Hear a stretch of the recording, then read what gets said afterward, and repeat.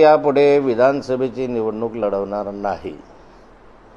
मी विधान परिषदेचा सदस्य आहे आणि त्यामुळे हे सदस्यत्व असताना दुसरी निवडणूक आमदारकीची लढवणं योग्य होणार नाही आणि म्हणून मी निर्णय घेतला आहे की यापुढे आता विधानसभेची निवडणूक लढवणार नाही.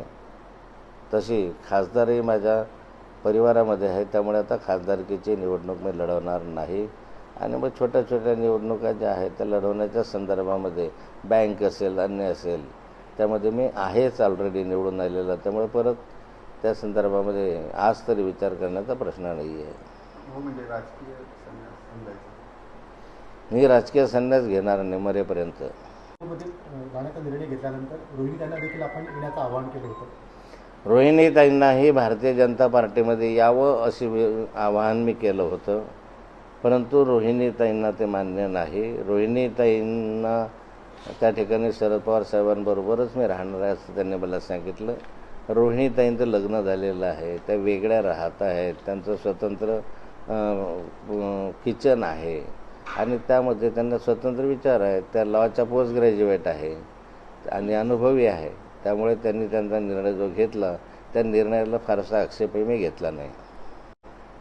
आपला आता भाजप पक्षप्रवेश कधी होणार याकडे सर्वांचं लक्ष लागलेलं आहे, तर काही स्थानिक नेत्यांचा देखील याला विरोध असल्याचं चर्चा आहे. आता काही विरोध वगैरे राहिला नाही. ही निवडणूक संपल्यानंतर तातडीनं हा प्रवेश होईल असं विनोदजी तावडेंनी सांगितलेलं आहे. उद्या लोकसभेसाठी मतदान आहे आणि हे मतदान आपल्या सर्वांसाठी अत्यंत महत्त्वाचं आहे. या देशाच्या वर नेतृत्व कुणाचं असावं, हा देश कोणी चालवावा, यासाठीचं हे मतदान आहे.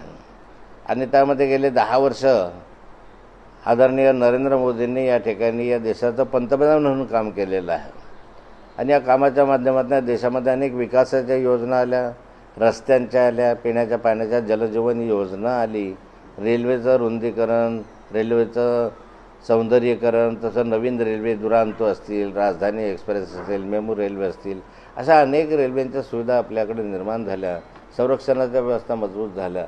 अशा अनेक गोष्टींचा परिणाम म्हणून या देश एक वेगानं विकासाच्या दिशेनं वाटचाल करतो आहे.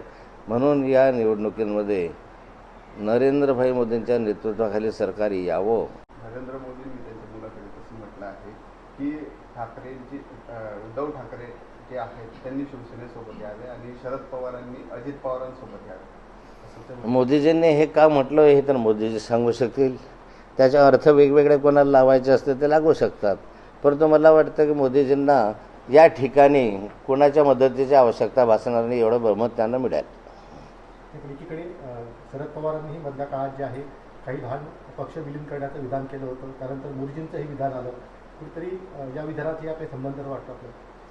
नाही, राजकारणामध्ये लहान पक्ष मोठ्या पक्षात विलीन होणं, मोठे पक्ष बरखास्त होणं, ही प्रक्रिया बऱ्याचदा यापूर्वी पण घडलेली आहे आणि निरंतर चालणाऱ्या प्रक्रियेचा तो एक भाग असू शकतो आणि त्या माध्यमातून त्यांनी आपलं वक्तव्य केलं असावं. मला वाटतं माझ्या बोलण्याचा विपर्यास केला असावा. नरेंद्र मोदींची आजची स्थिती जरी आहे तर 400 पार, त्यामुळे त्या देशातली स्थिती पाहता अशा स्थितीची त्यांना काही मदतीची आवश्यकता असेल असं मला वाटत नाही.